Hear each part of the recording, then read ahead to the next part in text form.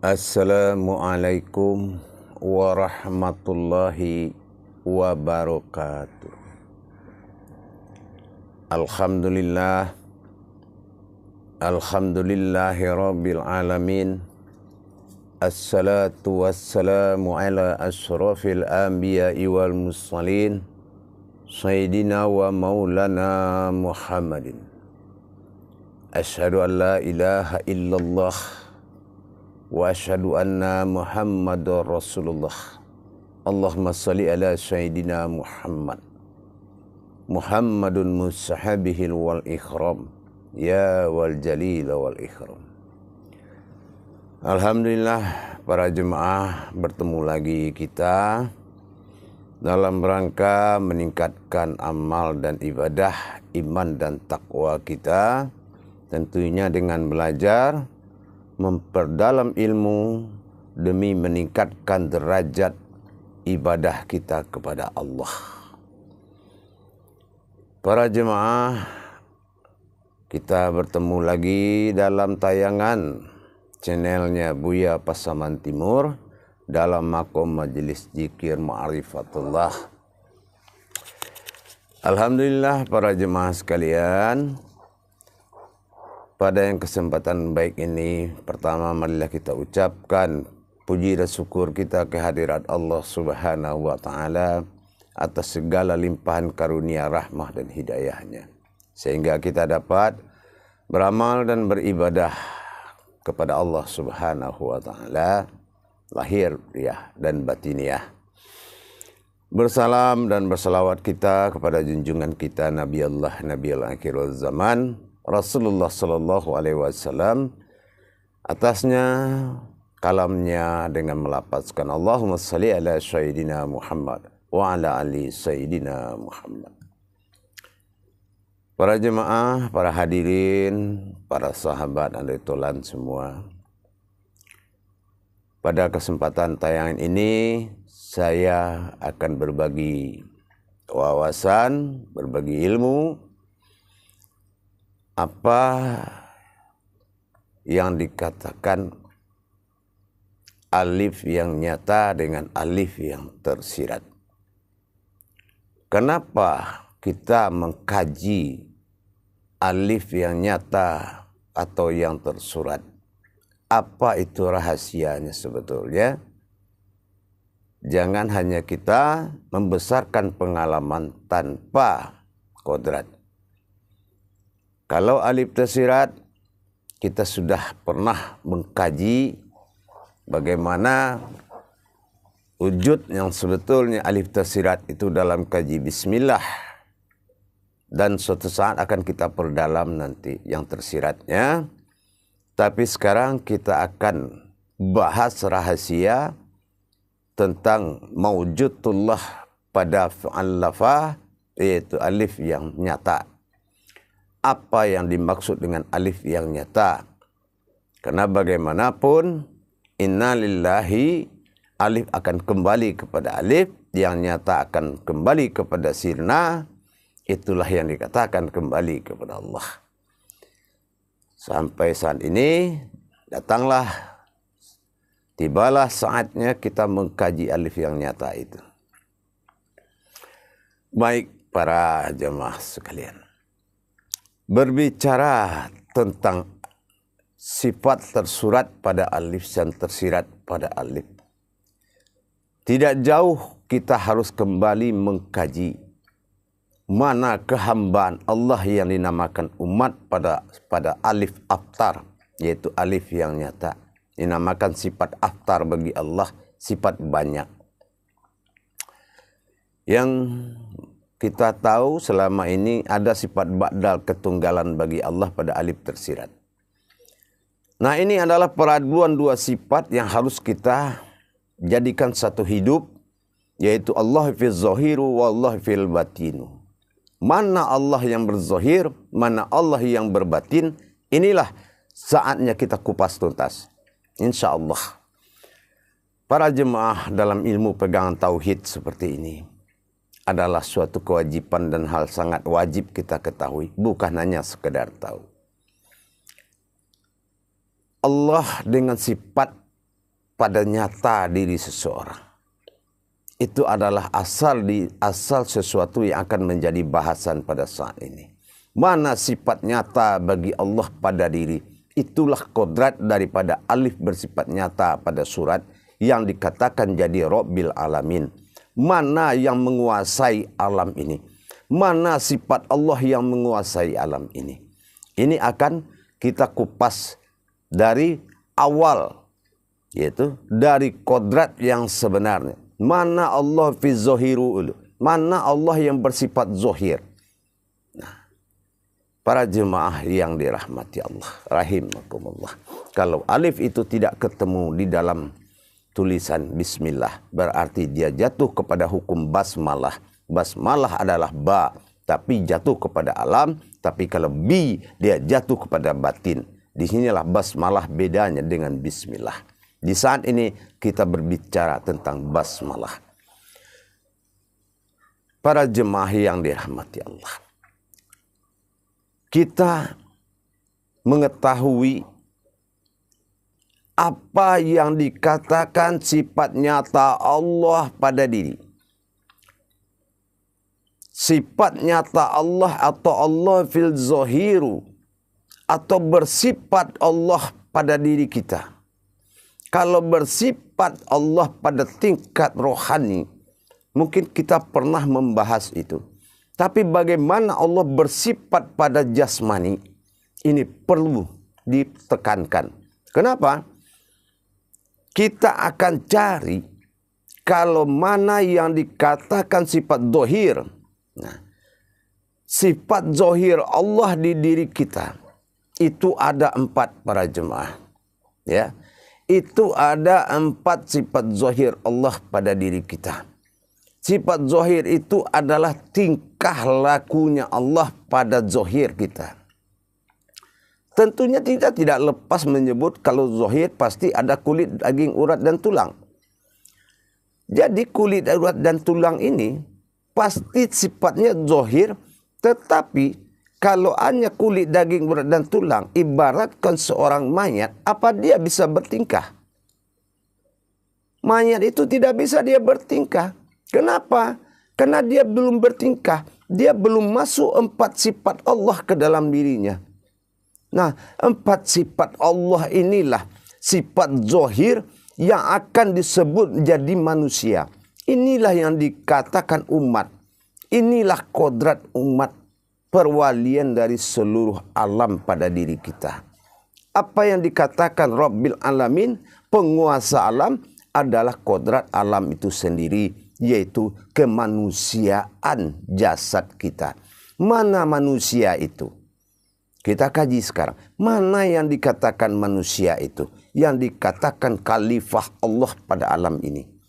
Nah, di sini akan kita kupas dari 4 sifat Allah tadi.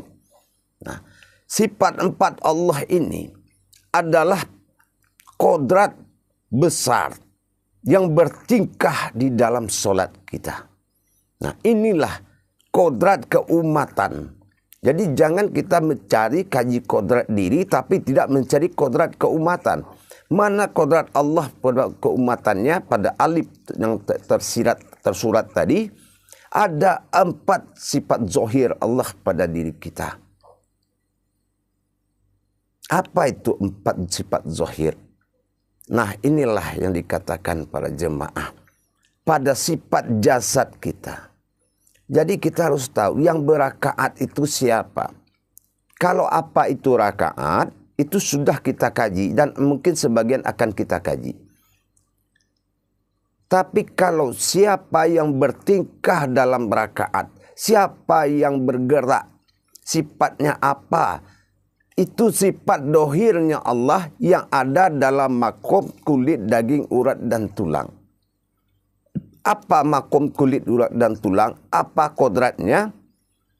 Bersifat air, wujud menjadi tulang pada diri, bernama muhayyun, bersifat menghidupkan. Itulah muhayyunnya Allah. Itu yang dikatakan bersifat air. Ya. Udah tentu itu kulit, kan gitu. Nah, Kalau bersifat air, itulah sifat tulang bagi diri kita. Itu yang dikatakan muhayyun.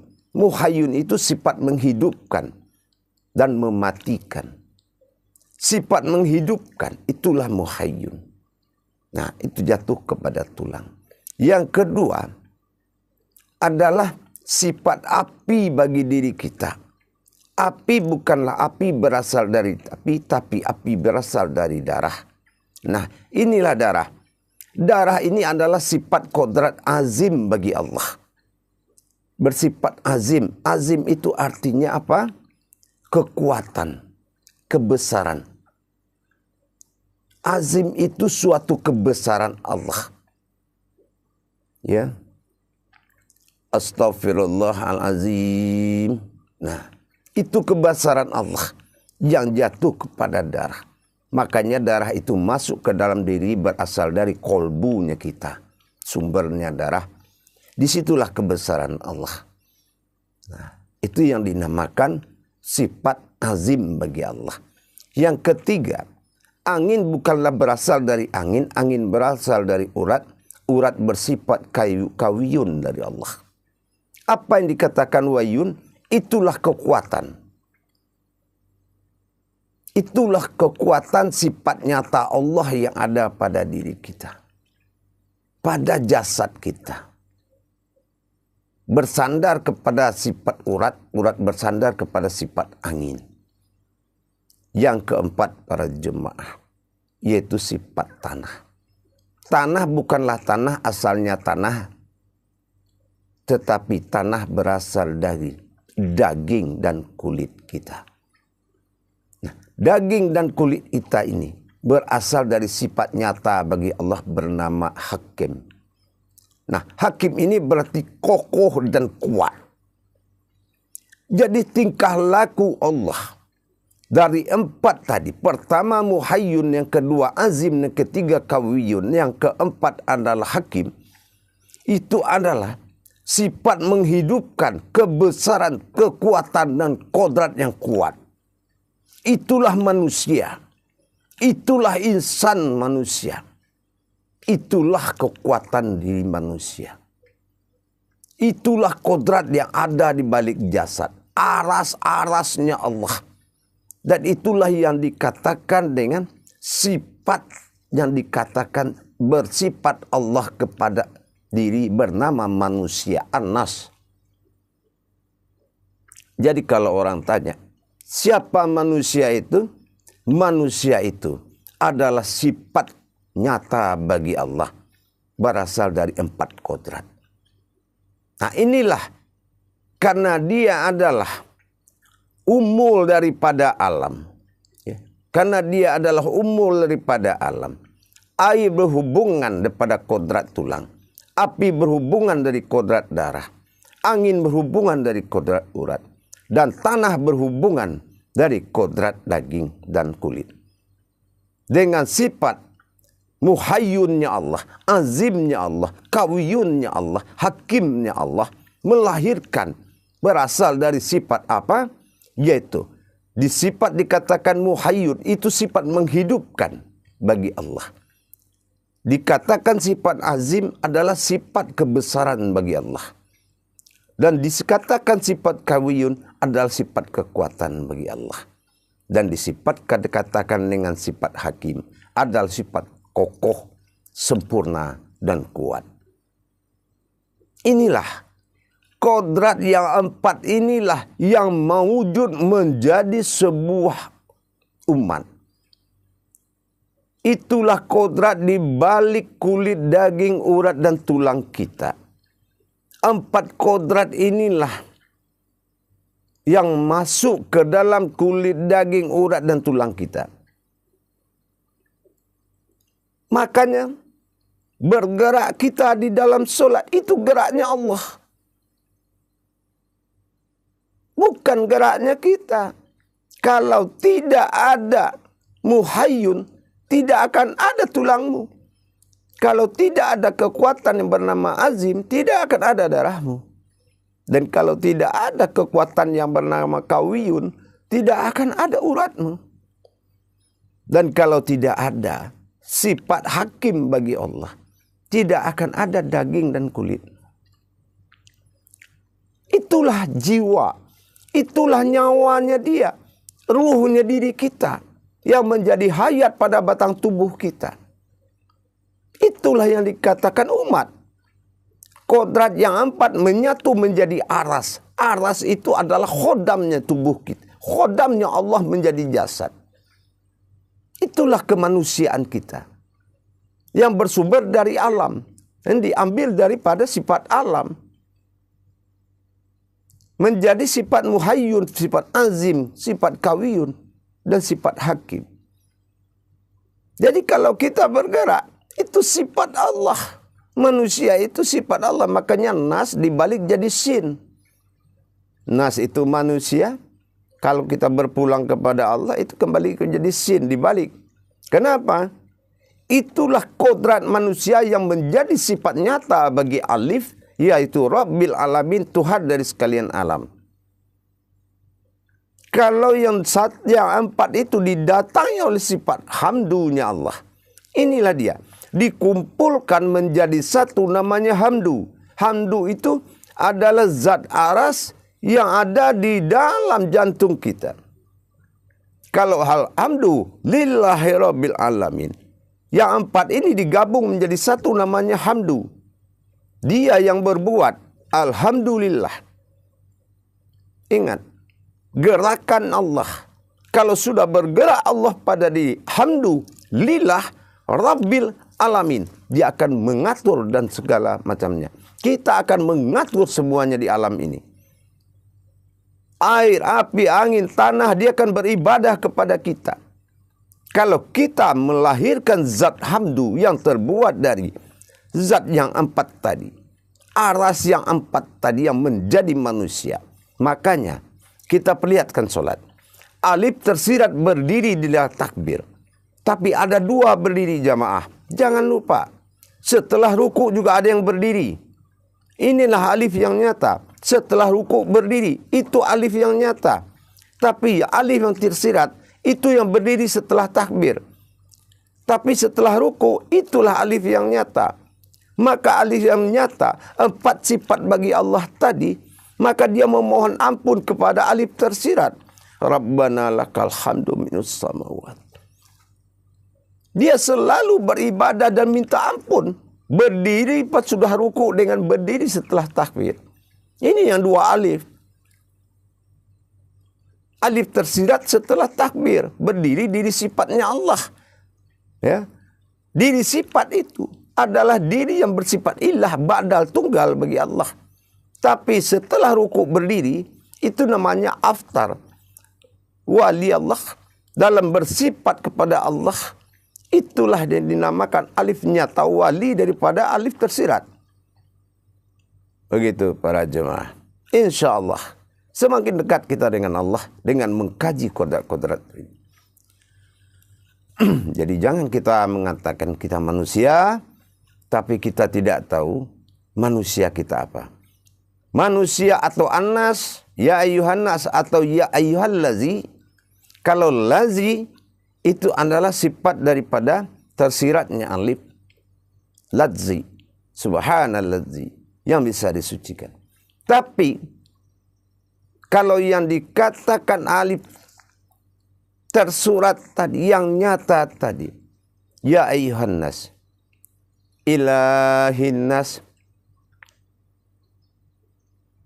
Sifat nas bagi manusia adalah sifat Tuhan. Bersifat Allah pada jasad. Nyatalah alif, namanya alafa. Kalau alif tersurat itu namanya alafa. Alafa itu artinya apa? Menyatukan. Makanya kita harus menyatukan umat ini kepada Allah. Karena khalifah Allah adalah alafanya jasad yang 4 itu. Menjadi zat hamdu. Bernama nas. Itulah kita manusia. Kemanusiaan kita adalah kemanusiaannya Allah yang bersifat pada diri kita. Yaitu dengan 4 kodrat tadi yang menjadi manusia. Yaitu sifat Allah, bersifat Allah pada jasad. Setelah rohani berdiri, nurani pegangan Adam. rohani pegangan Muhammad, nyawa batin pegangan Allah. Setelah ada hakikat yang 3, masuklah hakikat yang 4. Apa yang 4 tadi? Itulah yang menyambut bersifat Allah pada jasad dengan sifat muhayyun, azim, kawiyun, dan hakim. Inilah tingkah laku kita sehari-hari. Jaga mulai sekarang tingkah lakumu. Kamu berbuat baik, sesungguhnya Allah yang berbuat. Kau berpahala. Tapi kalau kamu berbuat jahat, sesungguhnya Allah yang berbuat jahat. Makanya kamu berdosa. Itulah dikatakan amaliyah. Kalau kita bersandar mengatakan amaliyah itu kulit, daging, urat, dan tulang, itu salah. Tapi kalau kita melihat ke dalamnya, aslinya kulit itu sifatnya kodratnya muhayyun. Ya. Aslinya kulit itu dari al-hakim, aslinya urat itu dari kawiyun, dan aslinya darah itu dari azim, dan aslinya tulang itu dari muhayyun. Itu 4 kodrat Allah yang didatangi oleh sifat 3 tersiratnya alif itu. Dinanti oleh 4 kodrat nyata. 4 tambah 3 berapa jemaah? 7. Bersifat namanya. 3 pada alif tersirat, 4 pada alif tersurat. Alif tersurat menjadi manusia, umat. Dan alif tersirat menjadi sifat bagi Allah, Tuhan. Makanya inna lillahi. Hati-hati. 2 yang berdiri alif di dalam solat itu wajib kita selesaikan dalam mengaji solat para jemaah. Berdiri setelah ruku dan berdiri setelah takbir, yaitu pada awal solat. Makanya tidak ada panggilan berdiri dan sujud engkau dalam solat. Tetapi berdiri ruku dan sujudlah engkau. Nah itu yang dipanggil. Itu dari sisi ibadah. Tapi dari sisi kodrat kemanusiaan, berdiri dan berdiri menyatu dalam duduk. Ingat para jemaah, hati-hati kamu bergerak. Aras Allah, zat Allah 4 di dalam jasadmu yang membuat alam ini jadi. Malulah kepada alam ini. Dia bertasbih kepadamu siang dan malam. Tapi kamu tidak mengajaknya solat di saat engkau telah berdiri dari ruku. Sesungguhnya yang dikatakan kita sempurna maujud. Tetapi ingat, jiwa dari yang 4 itu, itulah yang menjadi akhlaknya, sifat yang 4. Menjadi akalnya, sifat yang 4. Menjadi imannya, sifat yang 4 tadi. Jadi para jemaah yang dirahmati Allah, terungkap pada tayangan ini 4 kodrat sifat Allah pada jasad dalam alif tersurat. Yang Rabbil Alamin, yang panutan oleh sekalian alam. Dan jagalah kodrat dan marwah dirimu. Jangan rendahkan dirimu di mata alam ini. Karena dia berasal darimu. Dia berasal dari dirimu para jemaah, para umat. Beradablah kalau kita mau buang hajat, cari tempatnya. Jangan perlihatkan. Lawan adab itu apa? Biadab. Jadi kalau seseorang berbuat biadab di depan pengikutnya sendiri, itu dia makan biadab. Tapi kalau dia menghormati pengikutnya, itu namanya dia beradab.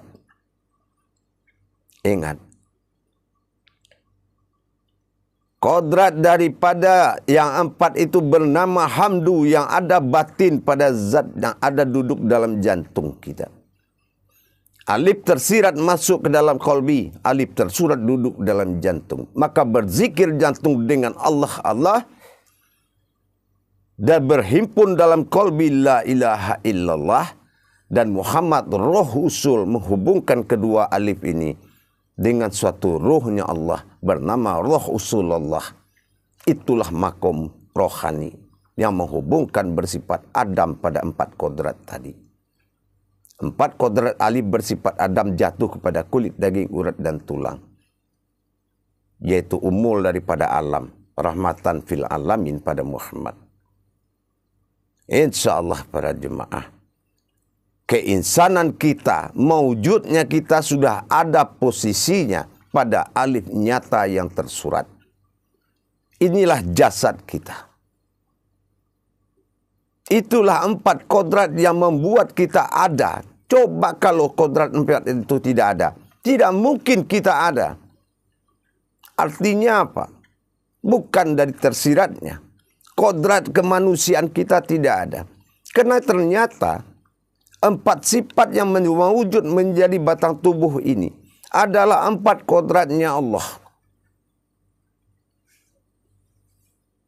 Makanya ada sifat Allah Rabbil Alamin, sifat Tuhan Ilahi Nas. Sifat alif tersirat Ilahi Nas, sifat alif tersurat adalah Rabbil Alamin. Rabbil Alamin bersifat aftar dan alif tersirat bersifat ba'dal. Ba'dal artinya tunggal, aftar artinya banyak atau berumat. Sifat berumat Allah itu manusia. Manusia itu 4 kodratnya. Dari manusia itulah, dari 4 kodrat terbentuklah manusia. Yaitu zat hamdunya Allah. Makanya jantung itu bergerak, itu menyatakan kita ada. 4 kodrat itu sudah menjadi satu. Itulah yang dikatakan menjadi titik 4 kodrat itu titik yang terlihat. Titik yang terlihat itulah yang berkalam dalam jantung. Sungguh dahsyat manusia ini. Ternyata perwujudan kita juga adalah perwujudan Allah. Maka peliharalah hidupmu para jemaah. Allah wujud, Allah pun mawujud. Artinya apa? Berbahagia kita mendapatkan tempat hidup dalam kodratnya Allah. Insya Allah para jemaah, mulai hari ini jagalah adabmu di depan alam. Jangan kamu menghinakan dirimu para jemaah, karena kamu insan yang dimuliakan oleh alam ini. Air ketergantungan kepada kamu karena kamu asalnya. Api, angin, tanah, mereka ketergantungan kepada kamu. Mereka menghargai dan menjunjung tinggi kamu. Karena kamu adalah sifat Allah yang menjadikan mereka melalui diri kita. Dinyatakan oleh Allah sifat ketuhanannya pada alam. Maka mewujudlah kamu.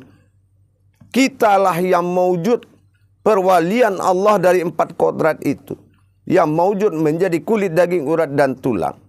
Yang menjadi jiwa dan hidup bagi air, api, angin dan tanah. Insya Allah. Ini Rabbil Alamin. Alam ini adalah kekuasaan Allah. Alhamdulillahi Rabbil Alamin. Kalau zat hamdu, batin hamdu itu yang bersembunyi di dalam kulit, daging, urat dan tulang kamu dengan sifat muhayyun azim kawiyunnya sendiri. Dengan sifat al-hakimnya. 4 kodrat itu bersembunyi menjadi satu zat di dalam markubah. Itu yang dinamakan jantung. Itulah yang menggerakkan batinmu. Batin Allah, batin alam yang berkodrat 4 itu dinamakan hamdu. Hamdu itulah yang menggerakkan daging jantungnya selalu bertasbih kepada Allah. Itulah kodrat dirimu. Dan hanya Dia yang bisa menjadi Rabbil Alamin. Yaitu apabila engkau naikkan Alhamdulillah Rabbil menguasai alamin. Artinya segala puji bagi Allah, Tuhan semesta alam. Kalau sudah kamu paham zat Allah itu adalah batin yang bersembunyi dalam markubah jantungmu. Itu adalah itu yang dikatakan Kalau dia bersembunyi dalam kolbi, dalam tersiratnya alif. Kalau dia bersembunyi dalam tersirat atau dikatakan alam rahasianya, diri sirnya. Inilah para jemaah keinsanan kita, kemanusiaan kita.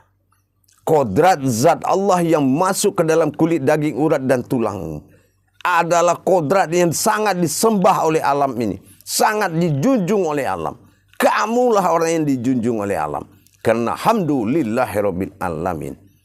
4 kodrat tadi bersembunyi dalam batin jantung markubahmu, menjadi satu zat bernama hamdu. Maka halallah rakaatmu, halallah bergerakmu. Tapi ingat, berdiri 2 dalam solat jangan lupa. Dikala kamu mengatakan Rabbana lakal hamdu samawat, di saat kamu setelah ruku, maka kamu beserta alam mohon ampun kepada Allah yang tersirat, kepada Allah yang barifat, kepada Allah yang badal. Kamulah walinya. Itulah yang berdiri dalam berdiri. Itulah yang berdiri dalam berdiri.